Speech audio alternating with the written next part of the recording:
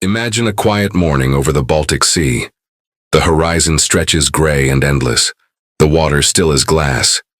Yet beneath this silence, the region is one of the most dangerous frontiers on Earth. A place where armed patrols, radar screens, and missile batteries are locked in an unblinking stare. The Baltic Sea is not just water, it is a battlefield in waiting. To the west, NATO sees it as a lifeline, a vital artery to protect allies like Poland, Lithuania, and Latvia. To the east lies Kaliningrad, a Russian exclave wedged between NATO territory. On maps it looks small, but in reality it is a fortress, armed with S-400 Triumph missile batteries, radar domes, and underground bunkers, all built to deny NATO's freedom of movement. Imagine yourself in one of those bunkers. The room hums with the sound of machines. Russian officers lean forward at their consoles, eyes locked on glowing radar scopes. To them, the mission is clear. Nothing crosses this line. Every contact in the sky is a potential threat. On the other side, American stealth fighters, F-35 Lightning IIs designed to appear no larger than a bird on radar, slice silently through the thin air at 30,000 feet. Each sortie gathers intelligence, mapping the fortress, probing for weaknesses. These flights are routine, but they are never safe. One mistake, one miscalculation, and the sky could erupt. And yet, it is not just about machines. Imagine the cockpit of an F-35, the pilot scanning his instruments, knowing that only miles away, Russian missile crews stand with their fingers hovering over launch keys connected to weapons that travel faster than Mach 14. In such an environment, seconds, not minutes, decide survival. For years, this fragile balance held. Patrol followed patrol. Missiles locked on, then stood down. Warnings were exchanged, but no one fired. The Baltic was tense but silent, till August 18, 2025. One missile fired from Kaliningrad would shatter that silence and drag two nuclear powers to the edge of war. The clash of August 18th did not appear from nowhere. To understand why a single missile brought the world to the brink, you must see the fragile balance that existed before that day. For years, the Baltic Sea was more than a waterway. It was a chessboard of deterrence. NATO patrols swept the skies daily, while Russian interceptors shadowed them like wolves circling prey. At the heart of this standoff sat Kaliningrad, Moscow's western fortress. Imagine the city not as streets and buildings, but as a sprawling arsenal. Hidden beneath its soil are hardened bunkers. On its fields sit S-400 Triumph air defense batteries. Each launcher holds 48 N-60M interceptor missiles, monsters 22 feet long, weighing nearly 4,000 pounds, capable of accelerating beyond Mach 14, or 10,000 miles per hour. Their radars can track aircraft across hundreds of miles, and their warheads are designed to detonate in proximity, shredding targets with walls of steel fragments. For years, Russian commanders believed this shield made Kaliningrad untouchable. But across the sea, the US had been testing that claim. From bases like RAF Lakenheath in the United Kingdom, F-35A Lightning II, stealth fighters flew routine reconnaissance runs. Imagine their profiles, designed to reflect radar waves away, appearing on screens as flickers, smaller than a bird. Stealth does not mean invisible, it means survivable. And survivable was enough to worry Russian operators. To counter stealth, Russia added layers. S-300V4 systems for medium range, Buk M3 batteries for flexible engagement, and Pantsir S-1 units armed with missiles and rapid-fire autocannons as the last line of defense. This was Kaliningrad's air defense doctrine, a multi-layered umbrella meant to swat down anything, from drones to bombers. But the Americans understood doctrine as well. Imagine the Pentagon's analysts poring over radar emissions, cataloging frequencies, timing the Russian response to every probe. Every F-35 flight was both a mission and a test. How quickly would the S-400s lock on? How fast could the Pantsirs engage? Where were the gaps in coverage? It was a dangerous game of patience and pressure. Each side convinced it controlled the escalation. Each side convinced it could deter the other. and yet the margin for error was vanishingly thin. Imagine a radar operator staring at a faint flicker on his screen. Was it an American stealth fighter or a Ukrainian jet? The difference was everything. On August 18th, one crew would make the wrong call, and the world would change forever. The stage was set. For years, the Baltic had simmered with tension. On August 18, 2025, the storm finally broke.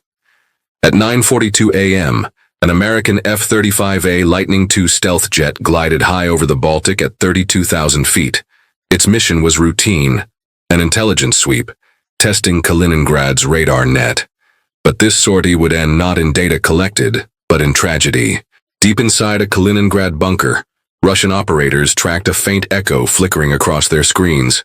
To them, it resembled a hostile intruder, perhaps a Ukrainian jet pushing north. Their commander gave the order. Ogone.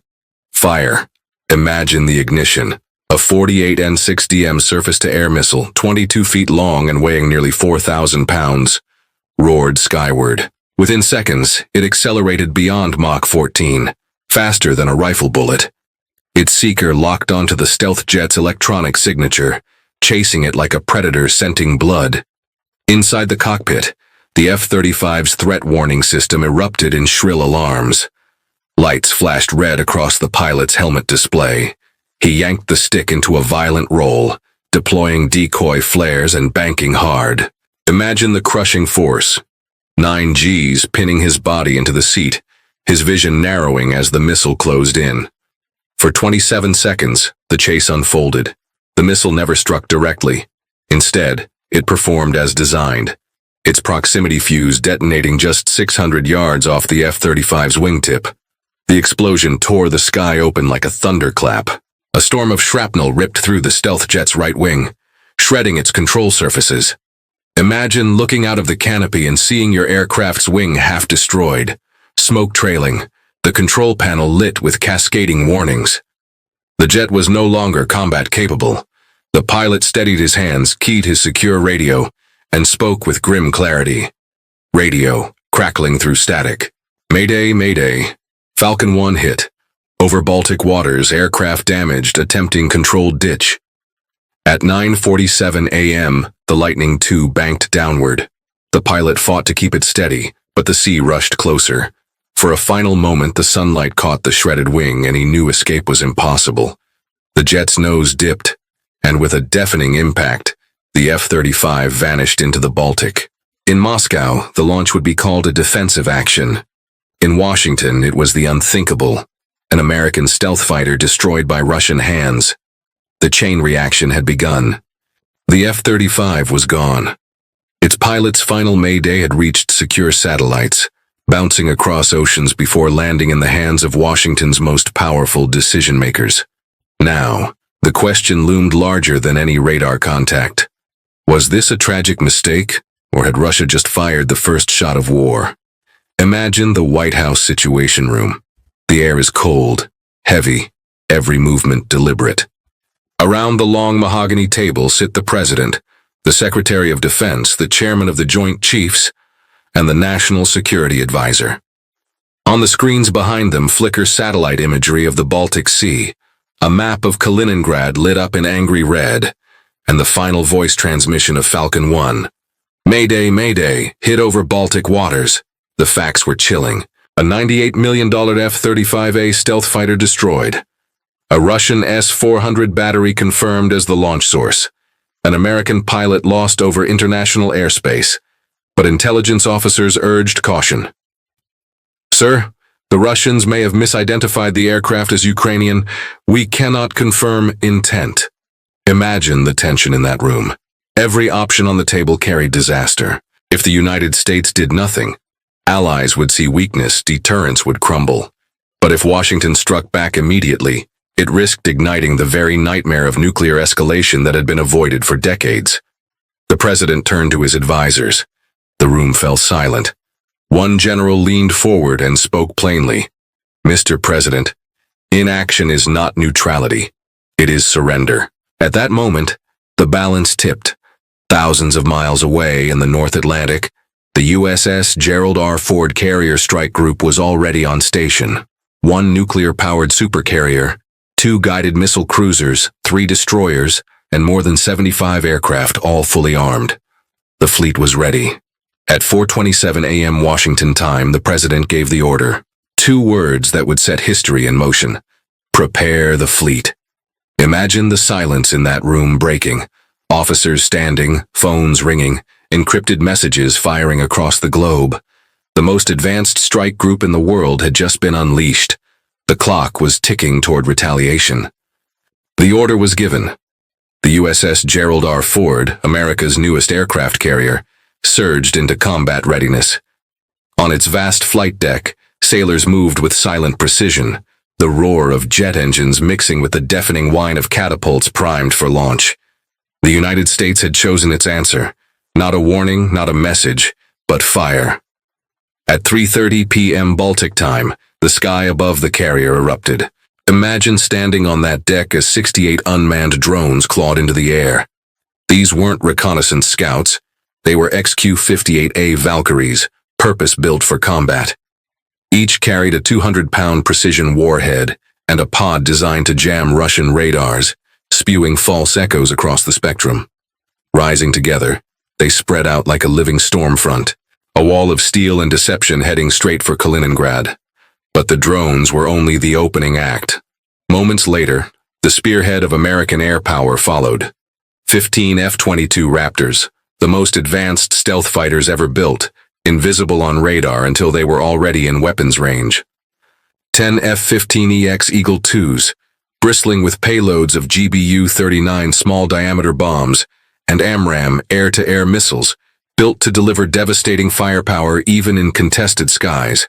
Their engines thundered as they climbed into formation. Imagine the sight. 36 warplanes cutting contrails across the gray Baltic sky, their holds packed with smart bombs and missiles, their pilots calm and methodical, every move drilled 1,000 times before.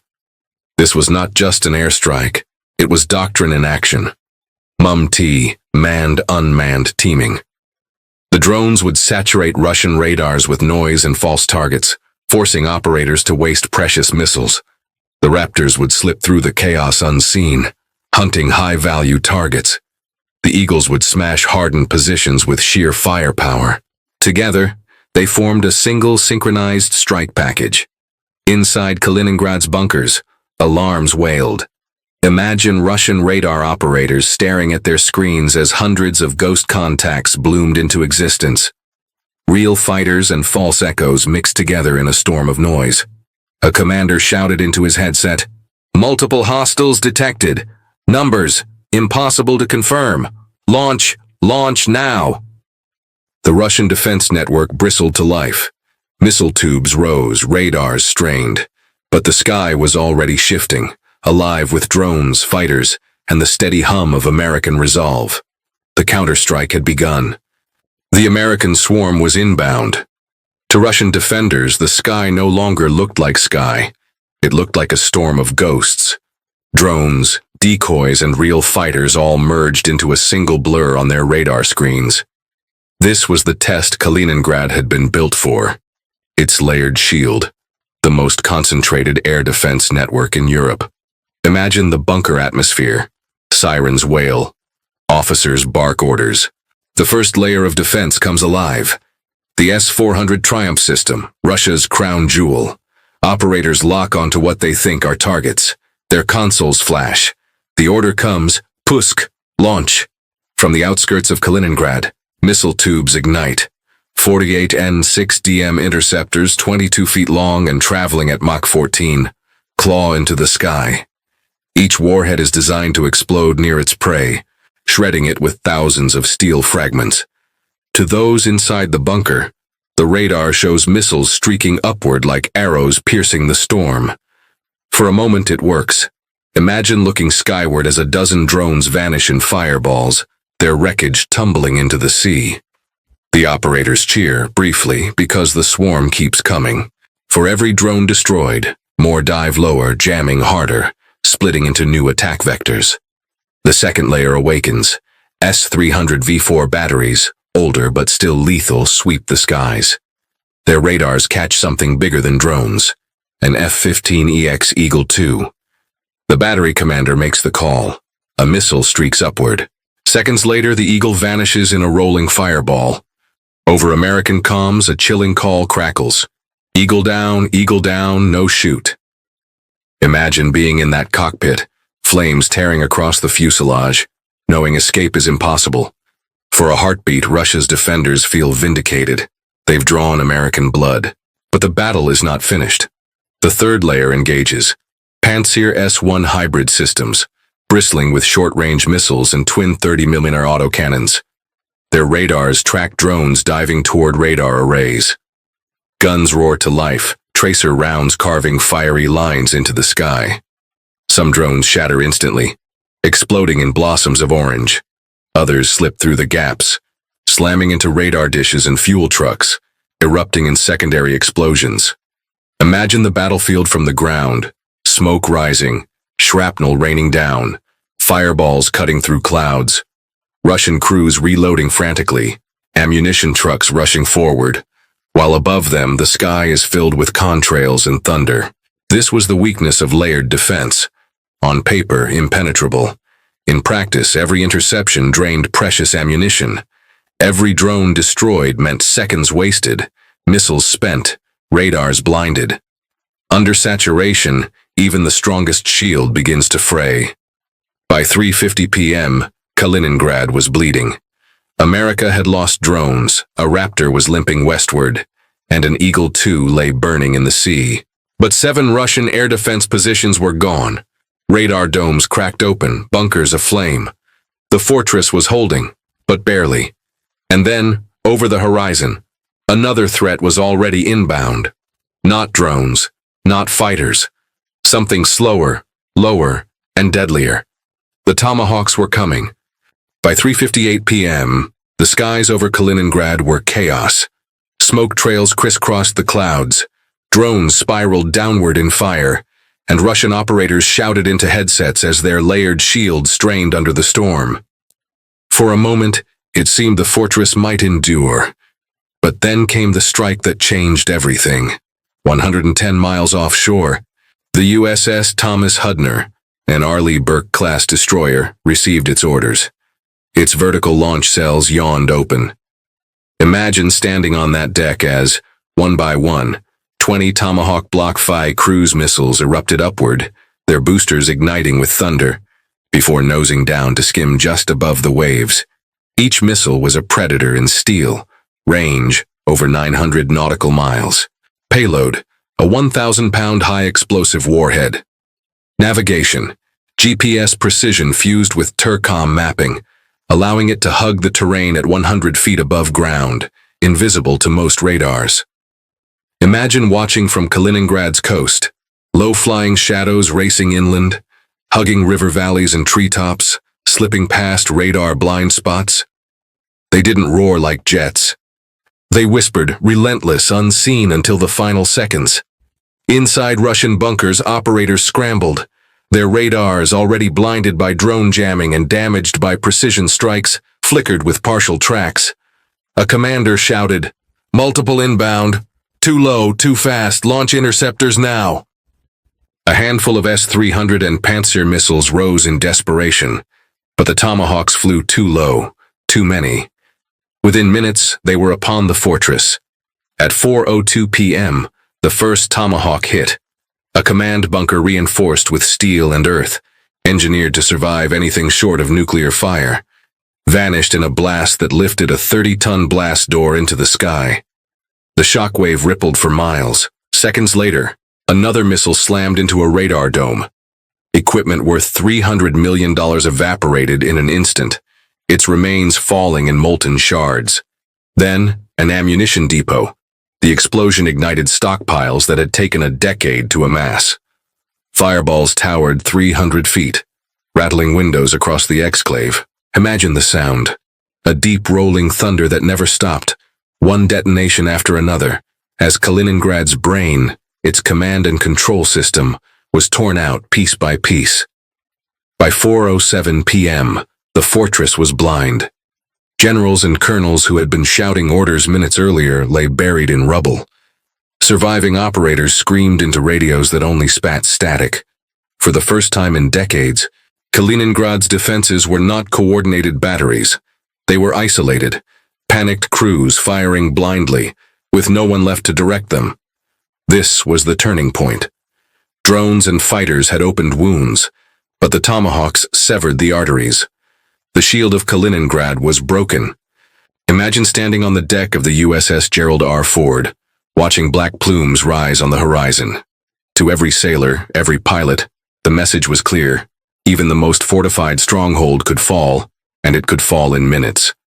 By 4:30 p.m., the storm had passed. The echoes of missile strikes faded, tracer fire sputtered out, and the sky above Kaliningrad settled back into an eerie gray silence. But the battlefield below was unrecognizable. For the United States, the price was sharp but limited. 2 fighters lost. An F-15X Eagle II, obliterated in midair, and an F-22 Raptor crippled by shrapnel, limping west trailing smoke. 2 American pilots gone. Names that would be etched into memorials, their sacrifice carried silently by the sailors aboard the Gerald R. Ford. On the carrier deck, crewmen who had watched jets vanish from radar stood in silence, their victory tempered by grief. For Russia, the losses were catastrophic. Imagine walking through the ruins of Kaliningrad's defenses. Radar domes lie split open like eggshells, steel beams twisted into smoking wreckage. Command bunkers reinforced with meters of concrete are now craters filled with fire. Soldiers stagger through blackened fields, coughing from smoke, their radios hissing with static. Satellite images later confirmed what the world had already guessed. 72% of Kaliningrad's air defense network destroyed in under 47 minutes. At least 47 Russian officers killed, including 3 generals and 9 senior colonels. More than 420 troops dead or wounded. Ammunition depots, stockpiled for over a decade, incinerated in less than an hour. Equipment losses exceeding $6.4 billion. The fortress Moscow had once declared untouchable was crippled beyond recognition. Imagine the Russian radio chatter, fragmented, panicked. Command, command, no response. We need orders. Pull back now, abandon position. Convoys of trucks fled inland. Families evacuated villages near the coast. Surviving units fired sporadically, not at targets, but into the emptiness of the sky. Kaliningrad was no longer a bastion. It was chaos. Meanwhile, in the Baltic, the US strike group held its line. On the flight deck of the Gerald R. Ford, sailors looked east at the plumes of smoke curling upward. They knew what had just happened. America had avenged its downed pilot, erased Russia's strongest shield, and proven its dominance at a terrible cost. The outcome was undeniable. Kaliningrad had fallen silent. The battle was over, but its consequences rippled far beyond the Baltic. What had begun as a single missile launch now reshaped the calculations of generals, presidents, and strategists across the globe.